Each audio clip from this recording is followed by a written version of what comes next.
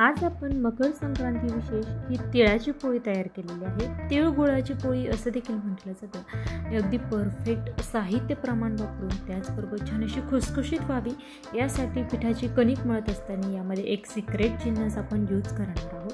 त्याचबरोबर ही तिळाची पोळी एकदा बनवून आपण 8 दिवस स्टोअर करून ठेवू शकतो। त्यामुळे तुम्हाला प्रवासाला जाताना देखील या तिळाच्या पोळीचा उपयोग होणार आहे। त्याचबरोबर तुम्ही एकदा बनवून ती 8 दिवसांसाठी स्टोअर करून ठेवू शकता। ज्यावेळी तुम्हाला ही तिळाची पोळी सर्व करायची त्यावेळेस फक्त थोडंसं तूप लावून ती गरम करायची।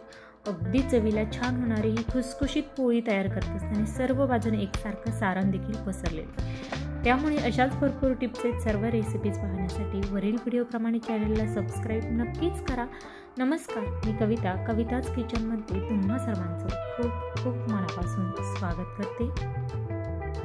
आज आपण अगदी भरपूर टिप्स आहेत आणि खुसखुशीत त्याचबरोबर पोळीमध्ये सर्व काठापर्यंत सारण पसरवलेलं असेल अशी छान अशी ही तिळाची पोळी तयार करत आहोत। त्यासाठी सारण करण्यासाठी या ठिकाणी 1 वाटी तीळ घेतलेली आहे। आता तीळ घेताना शक्यतो तुम्ही गावरान तीळ घ्या। अशा पद्धतीने थोडीशी काळ्या रंगाची असतात, त्यामुळे ही तिळाची पोळी चवीला अतिशय छान अशी तयार होते। गूळ घेतलेला आहे, थोडंसं खोबरं घेतलेलं आहे आणि विलायची घेतलेली आहे। आता या ठिकाणी तीळ भाजताना हलकेशी भाजायचे। तीळ जास्त भाजले की त्यामध्ये जो कडवटपणा असतो तो पोळीला लागू शकतो, त्यामुळे तीळ भाजताना अगदी मंद गॅसवर आणि हलकेसे तडतडेपर्यंत तीळ आपण भाजून घेतले। साधारणतः 3 ते 4 मिनिटं लागलेली। आता तीळ आपण थंड करण्यासाठी ठेवणार आहोत। तीळ छान असे थंड झालेले आहे। आता मिक्सरच्या भांड्यामध्ये टाकायचे। त्यानंतर आपल्याला ते पल्स मोडवर हलकेसे दळून घ्यायचे आहे। त्यामध्ये आपण विलायची टाकलेली आहे। त्याचबरोबर तुम्हाला जर यामध्ये जायफळ पूड वापरायची असेल तर तुम्ही वापरू शकता। त्यानंतर खोबऱ्याचा किस टाकलेला आहे। हलकंसं पल्स मोडवर दळून घ्यायचं, जेणेकरून जे यामधील तेल आहे ते रिलीज होणार नाही यासाठी। त्यानंतर गूळ घेतलेला आहे। साधारणतः 1 वाटी एवढा गूळ घेतलेला आहे।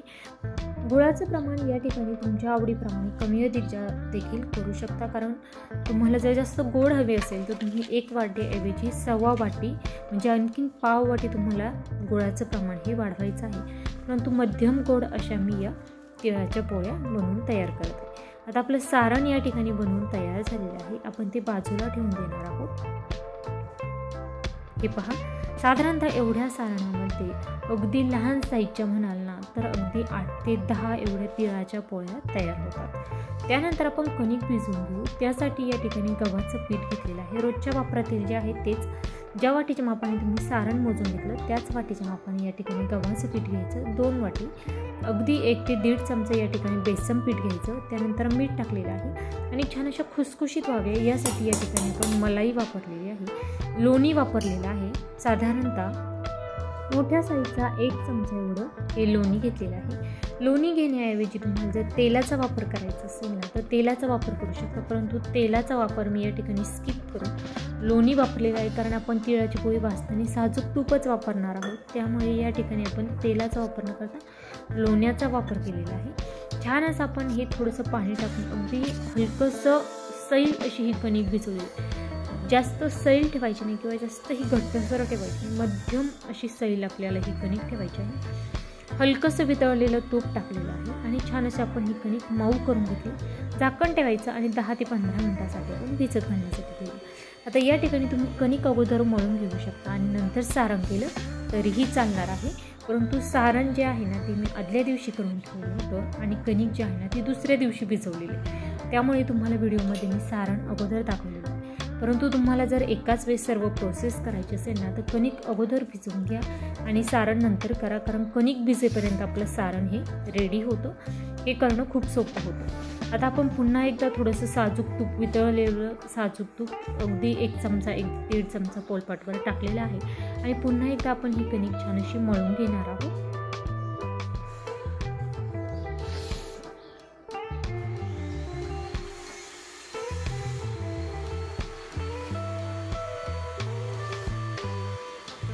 तर या ठिकाणी अगदी लहान साईजचा उंडा घ्यायचा, जास्तही मोठा घेऊ नका, कारण आपल्याला सारण जास्त भरायचं आहे। एवढ्या सारणामध्ये फक्त आपल्याला 8 ते 9च तिळाच्या पोळ्या करायच्या आहे। त्यानुसार आपण हे सारण आणि कणिक जी मळून घेतलेली आहे ते मेजरमेंट सांगितलेलं आहे त्यामुळे कणकेचा जो गोळा आहे ना तो घेताना थोडासा लहान साईजचा घ्या आणि सारण मात्र थोडंसं जास्त करा.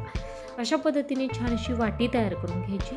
तोपर्यंत आपण गॅसवर तवा गरम करण्यासाठी ठेवलेला आहे आणि छान अशी आपण ही तिळाची पोळी लाटून घेणार आहोत. आता एक तिळाची पोळी मी तुम्हाला लाटून दाखवते कशा पद्धतीने तुम्हाला ती करायची आहे. आता या ठिकाणी आपण हे जे सारण आहे ते यामध्ये भरणार आहोत. आता या ठिकाणी तिळाचा वापर मी जास्त केलेला आहे आणि गुळाचा वापर मात्र थोडासा कमी केलेला आहे. त्यामुळे खूप मोकळं असं हे सारण तयार झालं आहे. तुम्ही जर तिळाचा वापर कमी आणि गुळाचा वापर जास्त केला तर तुमचं सारण जे आहे ना ते अशा पद्धतीचं मोकळं असणार नाही. अशा पद्धतीने बोटाच्या साहाय्याने प्रेस करून यामध्ये मी सारण अगदी जेवढं जास्त भरता येईल तेवढं भरलेलं आहे आणि त्याचं जे वरील तोंड आहे ते बंद करून घेतल्यानंतर अशा पद्धतीने थोडंसं पीठ लावायचं आणि अगदी व्यवस्थित असं आपल्याला सारण यामध्ये पसरवून घ्यायचं आहे. हे पहा अशा पद्धतीने आणि आकार देखील व्यवस्थित असं गोल देऊन घेत आहे जेणेकरून आपली ही तिळाची पोळी अगदी व्यवस्थित अशी आपल्याला लाटते. आता जास्त पीठ लावायचं नाही, अगदी थोडंसं पीठ लावलेलं आहे. या ठिकाणी गव्हाचं कोरडं पीठ मी घेतलेलं आहे. त्याऐवजी तुम्हाला जर तांदळाचं पीठ घ्यायचं असेल कोरडं पीठ लावण्यासाठी तरी तुम्ही ते घेऊ शकता. हे पहा अशा पद्धतीने आपल्याला याच्या ज्या कडा आहे ना जी काठ आहे ना ती खूप पातळ अशी करायची आहे आणि व्यवस्थित असं सारण सगळीकडे पसरवले जाईल. त्याचबरोबर एकसारखी अशी आपल्याला ही तिळाची पोळी लाटून घ्यायची आहे. अजिबातही फुटलेली नाही. त्याचबरोबर परफेक्ट असं सारण देखील सगळीकडे व्यवस्थित काठापर्यंत पसरवले गेले. आता या ठिकाणी तिळाची पोळी आपल्याला ही स्टोअर करायची आहे. त्यामुळे अगदी छान अशी साजूक तुपामध्ये ही तिळाची पोळी भाजून घेणार आहे. त्याचबरोबर गॅसचा फ्लेम हा मध्यम ठेवायचा, जास्त मोठा करायचा नाही किंवा जास्त कमी ठेवायचं नाही. मध्यम आचेवर जेव्हा आपण या तिळाच्या पोळ्या भाजतो ना त्यावेळेस खरपूस अशा भाजल्या जातात. त्याचबरोबर त्या खुसखुशीत देखील होतात. अगदी तुम्ही कमी गॅसवर भाजल्या ना तर त्या खूप कडक अशा होतील. त्याचबरोबर खूप मोठ्या आचेवर भाजल्या तर ते पाहिजे तेवढ्या खुसखुशीत तिळाच्या पोळ्या तयार होणार नाही, कारण यामध्ये गुळाचा वापर केलेला आहे आणि त्या थोड्याशा गव्हाळ्या अशा पटकन भाजल्या जातील यासाठी. मध्यम आचेवर छान अशा जास्तीत जास्त साजूक तुपामध्ये भाजून घ्यायच्या जेणेकरून छान असं खुसखुशीत ह्या तिळाच्या पोळ्या तयार होतील यासाठी. हे पहा छान अशा साजूक तुपातल्या या तिळाच्या पोळ्या चवीला अतिशय छान अशा लागतात. अगदी छान अशा आपण या तिळाच्या पोळ्या परफेक्ट अशा भाजून घेणार आहोत. या ठिकाणी साधारणतः 4 ते 5 मी तिळाच्या पोळ्या तुम्हाला भाजून दाखवणार आहे. अगदी तुम्ही पाहू शकता छान अशी टम्म फुगलेली आहे आणि परफेक्ट अशी आपली ही तिळाची पोळी या ठिकाणी भाजून तयार झाली. तर या स्टोअर कशा करायच्या हे मी तुम्हाला सांगते. तिळाची पोळी छान अशी भाजून तयार झालेली आहे. त्यानंतर ही आपल्याला थोडीशी गरम आहे ती थंड करून घेण्यासाठी एखादी चाळण किंवा छिद्राचं तुम्हाला भांडं घ्यायचं आहे. या ठिकाणी पुरण मॅश करण्याची जी चाळण आहे ना त्यामध्येच मी या तिळाच्या पोळ्या ठेवणार आहे. छान अशा थंड करून घेणार आहे आणि त्यानंतर आपल्याला हवाबंद डब्यामध्ये त्या स्टोअर करायच्या. 8 दिवस आरामशीर टिकतात. ज्यावेळेस तुम्हाला त्या खाण्यासाठी घ्यायच्या आहे त्यावेळेस हलकंसं तूप लावून त्या गरम करून गरमागरम तुम्ही त्या सर्व करू शकता. अगदी परफेक्ट अशा तुम्ही पाहू शकता 4 ते 5 मी तिळाच्या पोळ्या तुम्हाला बनवून दाखवत आहे. रेसिपी करून पहा, कशी झाली ते कमेंट बॉक्समध्ये नक्कीच कळवा.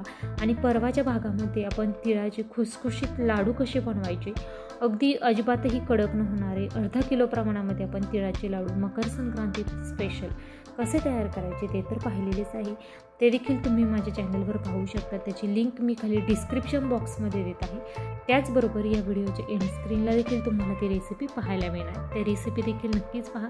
सर्व 5 या ठिकाणी तिळाच्या पोळ्या मी तयार करून दाखवलेल्या आहे. आपण या एका डिशमध्ये ताटामध्ये सर्व केलेलं आहे. ही रेसिपी जर तुम्हाला आवडली ना तर कमेंट मला नक्कीच द्या आणि तिळाच्या आणखीन कोणकोणत्या रेसिपीज तुम्हाला माझ्या चॅनलवर पाहायला आवडतील हे मला कमेंट बॉक्समध्ये नक्कीच कळवा. मी तुम्हाला एक तिळाची पोळी जी आहे ना ती दाखवते की किती व्यवस्थित असं एकसारखं सारण काठापर्यंत पसरवले गेलेलं आहे ते. हे पहा खूप जास्त सारण भरलेलं होतं आणि एकसारखं पसरवलं गेलेलं आहे. मकर संक्रांती स्पेशल तिळाची पोळी आपली या ठिकाणी बनवून तयार झालेली आहे. वेळात वेळ काढून माझी रेसिपी शेवटपर्यंत पाहिल्याबद्दल धन्यवाद.